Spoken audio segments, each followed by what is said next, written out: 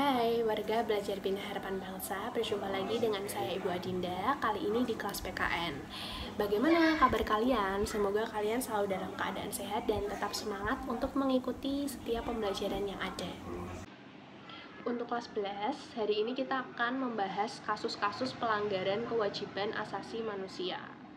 Nah, dalam kehidupan bernegara, pengingkaran kewajiban itu sudah sering terjadi di kalangan masyarakat tentu saja. Bahkan secara tidak sadar kita sendiri pun pernah mengalaminya. Namun kita tidak mengetahui bahwa pengingkaran kewajiban itu merupakan sebuah pelanggaran.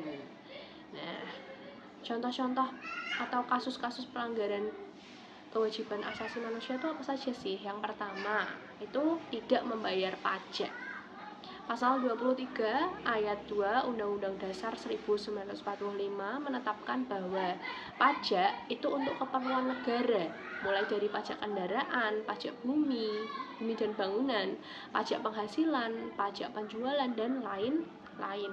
Sehingga jika kita tidak atau menghindari pembayaran pajak, maka kita melanggar kewajiban kita sebagai warga negara. Mengapa demikian? Karena pajak itu merupakan salah satu sumber biaya pembangunan dan kita menikmati hasilnya. Dan yang kedua, yaitu melanggar hak asasi orang lain sesuai dengan ketentuan pasal 28J ayat 1 Undang-Undang Dasar 1945. Hak asasi manusia itu dimiliki oleh setiap warga negara yang tinggal di Indonesia. Oleh karena itu, agar terciptanya suasana yang kondusif, maka setiap warga negara itu wajib menghormati dan menghargai hak asasi manusia lain. Kemudian yang ketiga, itu pelanggaran terhadap kewajiban pendidikan dasar.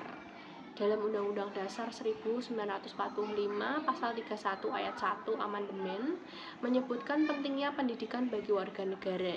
Setiap warga negara itu wajib mengikuti pendidikan dasar. Pendidikan dasar yang dimaksud adalah pendidikan non-formal atau formal sampai jenjang SMP atau paket B. Jadi, siapapun warga negara yang tidak memberikan anak-anak atau kesempatan tersebut berarti telah melanggar. Contohnya, anak-anak jalanan yang tidak sekolah, maka orang tua dan lingkungan terdekatnya itu telah melanggar kewajiban.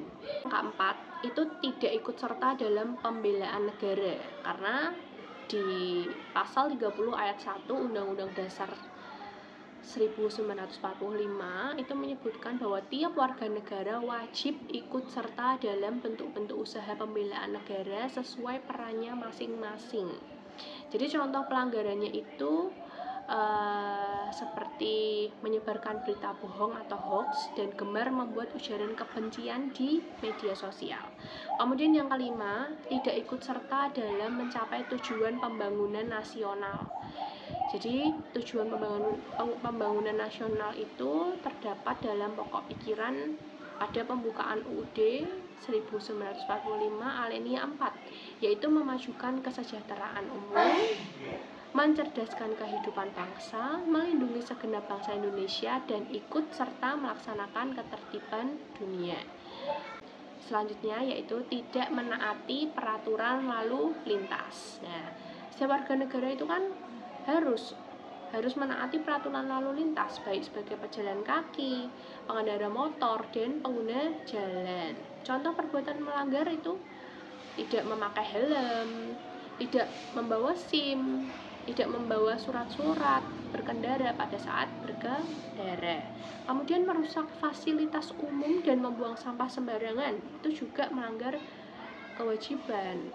Terus tidak berpartisipasi dalam kegiatan lingkungan seperti tidak membayar iuran RT, tidak mengikuti gotong royong, tidak mengikuti ronda, dan lain sebagainya. Kemudian yang paling penting itu tidak jujur dan melakukan korupsi. Itu merupakan pelanggaran berat. Nah, sekarang tugas dari kelas 11 yaitu coba kalian contohkan kasus-kasus pelanggaran kewajiban yang ada di lingkungan sekitar kamu. Terima kasih karena sudah mengikuti pembelajaran ini. Semoga bermanfaat. Saya akhiri. Wassalamualaikum warahmatullahi wabarakatuh.